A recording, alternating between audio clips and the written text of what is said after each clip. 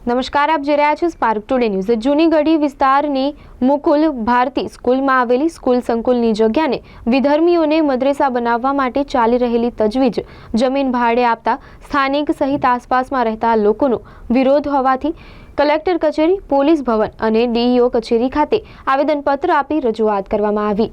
વડોદરા શહેરમાં જૂનીગઢી વિસ્તારમાં આવેલ શ્રી સાર્વજનિક વિદ્યાલય જૂનીગઢી ભદ્ર કચેરી રોડ વડોદરાની મિલકત અશાંત ધારાની જોગવાઈઓ વિરુદ્ધ તબદીલ થતી અટકાવવા તથા કાનૂની કાર્યવાહી હાથ ધરવા બાબતે કલેક્ટર કચેરીને આવેદનપત્ર આપી રજૂઆત કરવામાં આવી। અમે જૂનીગઢી વિસ્તારમાં રહેવાસીઓ છે ને કલેક્ટરશ્રીને આવેદનપત્ર આપવામાં આવેલા છે કે જે જૂની સ્કૂલ છે વિદ્યાવિહાર પ્રાથમિક શાળા ને એ દીપકભાઈ પરીખ એમના પ્રિન્સિપલ હતા અને ટ્રસ્ટી છે ને અધર્મી લોકોને એ વેચાણ કે ભાડેથી એ આપી રહ્યા છે, એટલે અમે કલેક્ટરશ્રીને આવેદનપત્ર આપવામાં આવેલા છે। એ થોડું ઘણું નાનું મોટું કલરનું કામ ચાલતું હતું, તો અમે તપાસ કરી તો અમને ખબર પડી, એટલે અમે કલેક્ટરશ્રીને આવેદનપત્ર આપવામાં આવેલા છે। એ જે અધર્મી લોકોને ના આપે ને હિન્દુનું મિલકત હિન્દુને આપે એ અમારી ઈચ્છા છે।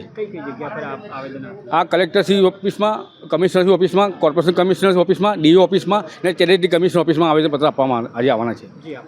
વિક્કી શિંદે, જૂનીગઢી।